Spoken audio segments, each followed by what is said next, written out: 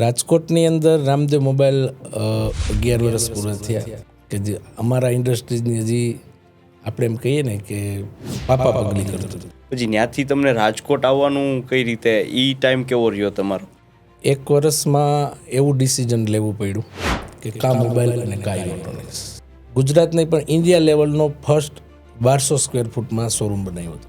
તો વિચાર તમને કેમ આવ્યો? 250 સ્ક્વેર ફૂટથી સીધા 1200 સ્ક્વેર ફૂટ આવ્યા? 3 જણા તો કસ્ટમરને અંદર ઘુસાવવા માટે અને 3 જણા બાયણે કાઢવા માટે ઊભું રહેવું પડતું.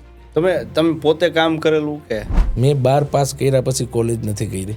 જે આપણે રૂપિયાવાળા કોઈનવાળા ડબલા આવતા અને ત્યારે સીડી અને ડીવીડીના જમાના હતા. કદાચ ભલે 20 વર્ષ થઈ ગયા તો હજી સ્ટ્રગલિંગ જ છે. તો એ માર્કેટિંગના ફંડા અમુક હોય છે, કઈ રીતના તમે બનાવતા હોય? કે અમારે ત્યાં કોઈ ગ્રાહક આવે ને મોબાઈલ કરતાં અમે એને વિશ્વાસ આપીએ. તો અને ઇન્ડસ્ટ્રી આ બેને સાથે લઈને ચાલી?